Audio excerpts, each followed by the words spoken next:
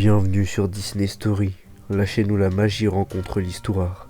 Aujourd'hui, on s'envole pour un voyage intergalactique à travers le temps. L'évolution de Space Mountain à Disneyland Paris. 3 versions, 3 ambiances, une seule attraction légendaire.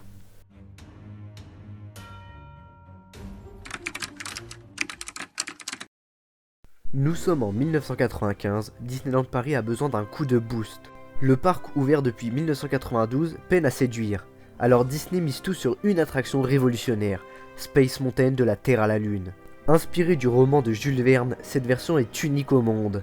L'une des innovations majeures, c'est la catapulte électromagnétique qui te propulse à plus de 70 km/h directement depuis le canon Columbiad. Une première pour Disney à l'époque. C'est aussi la première montagne russe Disney à inclure un looping, une vrille et des figures inversées, rendant l'expérience beaucoup plus intense. La bande-son orchestrale signée Steve Bronson est enregistrée avec un orchestre symphonique. Elle accompagne parfaitement l'aventure, renforçant cette ambiance d'épopée à l'ancienne. C'est d'ailleurs la musique que vous entendez depuis tout à l'heure en fond. Cette version est encore aujourd'hui considérée comme un chef-d'œuvre de storytelling et d'immersion, une fusion parfaite entre technologie et poésie.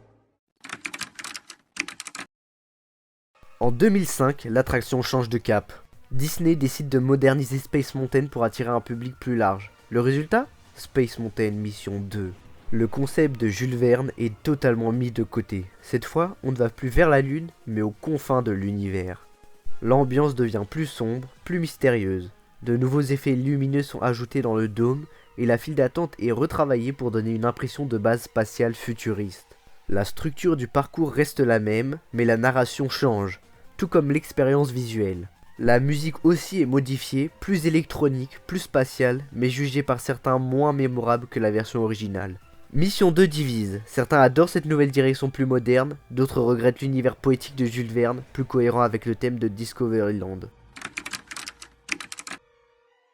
En 2017, Disneyland Paris entre dans une nouvelle ère, celle des licences. Et Space Mountain n'échappe pas à la vague galactique. Il devient Star Wars Hyperspace Mountain. Cette fois, plus de doute, tu es un pilote rebelle engagé dans une mission contre l'Empire.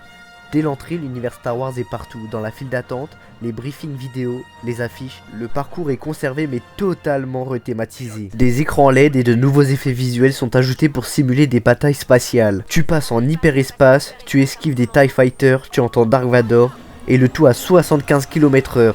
Toujours dans le noir avec des loopings, vrilles et descentes explosifs. Et bien sûr, on retrouve la musique mythique de John Williams, remixée pour coller au rythme du ride. Une immersion totale.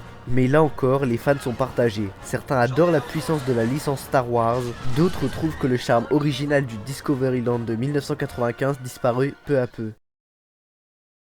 Space Mountain à Disneyland Paris, c'est bien plus qu'un roller coaster. C'est une attraction qui a traversé les époques, qui a évolué avec les tendances, les envies du public et les stratégies de Disney. De l'imaginaire visionnaire de Jules Verne à l'espace mystérieux de Mission 2 jusqu'à l'univers légendaire de Star Wars, chaque version raconte une histoire. Dis-moi en commentaire quelle version as-tu préférée de Space Mountain.